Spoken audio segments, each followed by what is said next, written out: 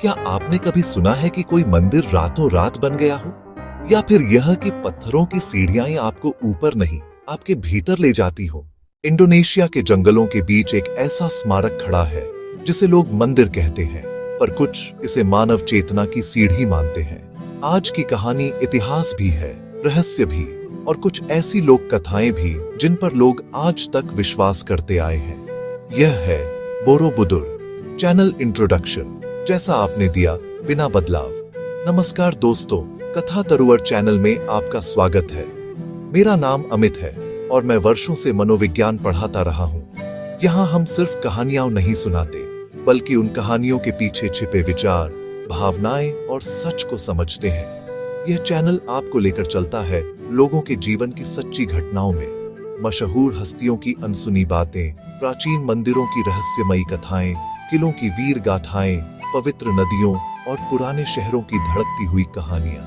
तो आइए एक नई कहानी की शुरुआत करते हैं। तैयार हैं?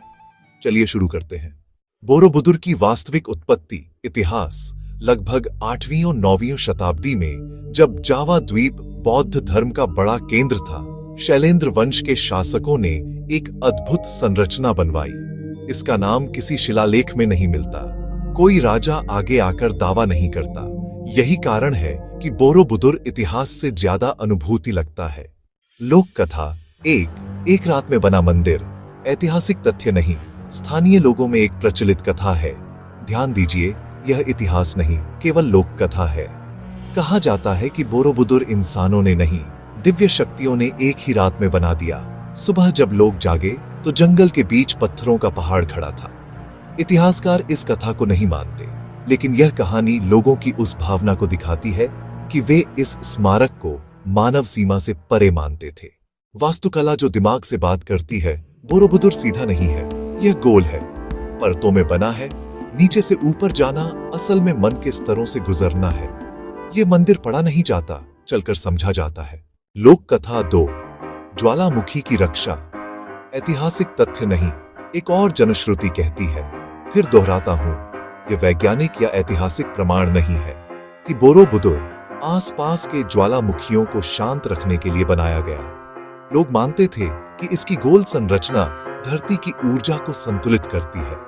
विज्ञान इसे नहीं मानता, पर यह कथा बताती है कि प्राचीन लोग प्रकृति और आत्मा को अलग नहीं समझते थे। इंजीनियरिंग का चमत्कार। तथ्य। 20 लाख से ज्यादा पत्थर। कोई सीमेंट नहीं, कोई लोहे की कील नहीं, हर पत्थर दूसरे पर टिका हुआ, जैसे जीवन में भी हम एक दूसरे पर टिके होते हैं। लोक कथा 3। पूर्ण चक्कर का वरदान। ऐतिहासिक तथ्य नहीं, एक प्रसिद्ध मान्यता है।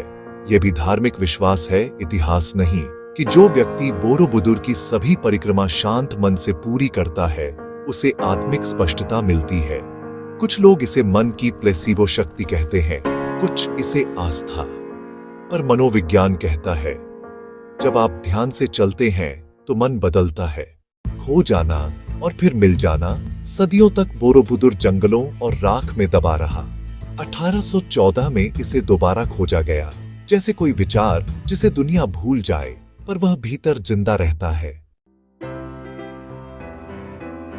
बोरोबुदुर हमें यह नहीं सिखाता कि क्या मानना है, यह पूछता है, आप किस स्तर पर जी रहे हैं। अगर यह कहानी आपको सोचने पर मजबूर करे, तो वीडियो को लाइक करें, दोस्तों के साथ शेयर करें, और ऐसी ही कहानियों के लिए कथा तरुवर चैनल को सब्सक्राइब करें, क्योंकि कहानियां जब सही जगह लगती हैं, तो इंसान बदलता है।